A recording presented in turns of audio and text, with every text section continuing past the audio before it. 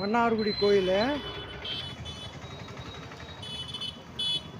அழகாக இருக்குது. கோபுரம் உள்ளே போய் பார்க்கலாம். நன்றி. இது பட்டுக்கோட்டை யானை. செல்லப்பிள்ளை கிராப் வளர்த்துருக்கிற ஒரே யானை இதுதான். இதுக்கு ஸ்விம்மிங் பூல்லாம் கட்டி கொடுத்துருக்காங்க.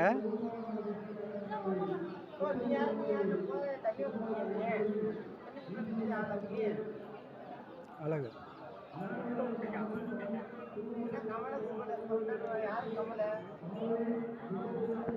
இது மன்னார்குடி ராஜகோபால சுவாமி கோயில்.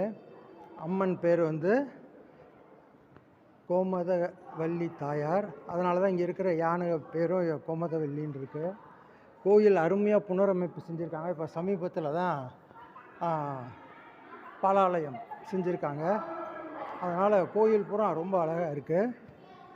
மேலே எல்லா இடமும் லைட்டு போட்டு ரொம்ப அழகாக செஞ்சுருக்காங்க.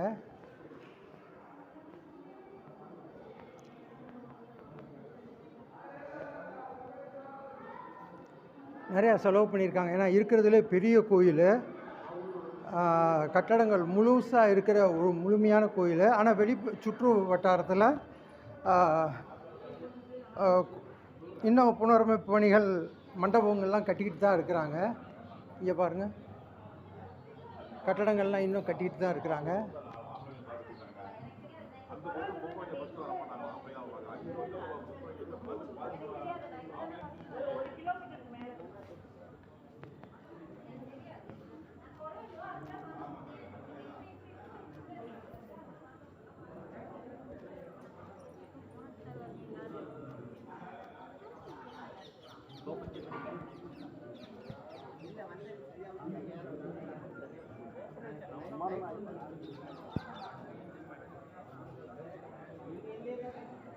இது கோயிலோட முழு அமைப்பு. ராஜகோபால சுவாமி கோயிலோட முழு அமைப்பு. மிகப்பெரிய கோயில் இது. சுற்று வட்டாரங்கள் இன்னும் சில. இது மன்னார்குடி ராஜகோபால சுவாமி கோயில். பாலாலயம் முடிஞ்சு அழகாக எல்லா இடமும் புதுப்பிச்சு அழகாக நீட்டாக இருக்குது. இதில் இன்னொரு பியூட்டி என்னென்னா, சாமியை நேராக சந்நிதிக்குள்ளேயே போய் நேராக தரிசனம் பண்ணலாம். திருப்பதி மாதிரி அழகாக பெரிய அஜாடு பாகமான ராஜகோபால சுவாமி பக்கத்தில் பூதேவி ஸ்ரீதேவி சமேதமாக இருக்கிறாரு.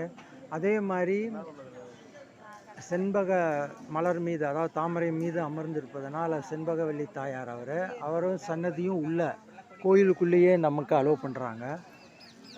சன்னதிக்குள்ளேயே நேராக போய் டைரெக்டாக தரிசனம் பண்ணலாம். நன்றி.